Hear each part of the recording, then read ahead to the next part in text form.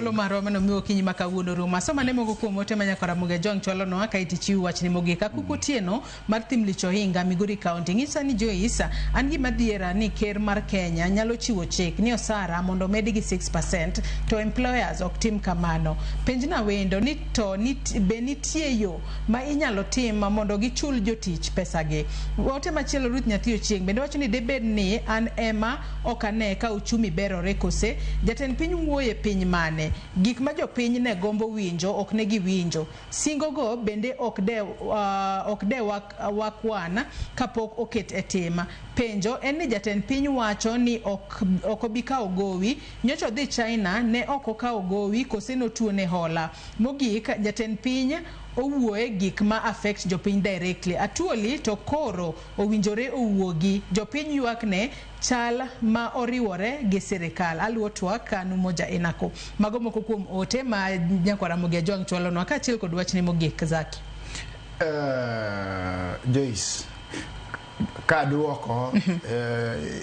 jawinjo wano to kendo ka abro rewe gi wachna mogik jawinjo penjo ni to bende nitie gima ng'ato nyalo timo ero no wachno medi to noko medi yes jawinjo one of the things kata jawinjo nyalo timo ne nyako dio osom labor laws maber mongi maber ni angono minyalo timo but one of the things minyalo timo yini dhi e court inyalo dhi e court mi wach ni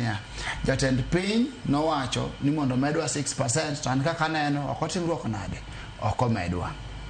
koro tiende ni japiny moro amora oyiene dhi e court mondo odhi otimre nade odhi omany hakine ka employer no ok otimre nade no ok otimone kamano to in fact mano kende is the only option man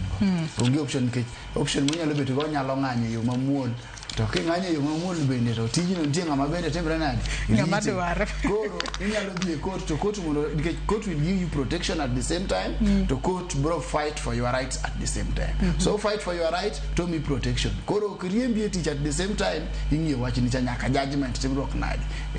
wachni mogik mani akini wachna mogik en ni winjo ka japiny moro kanyo wacho ni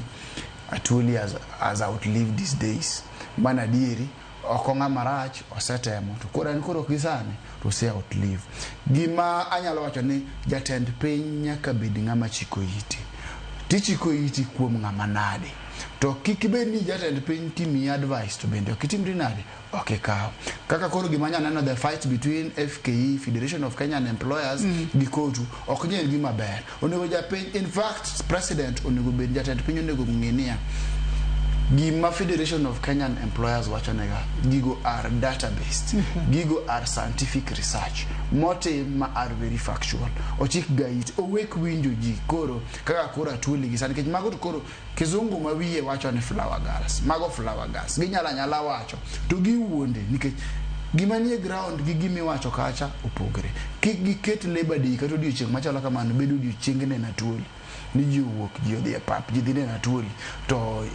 onge gimoro amora ma is coming out of it kena tuoli day onego wangi ko kena tuoli day bedo ne watimra nade onego wangi but ka hito konego beni japiny owuok no miye holiday odhi e pap no dhine na tuoli to gimudu ora timra nade onge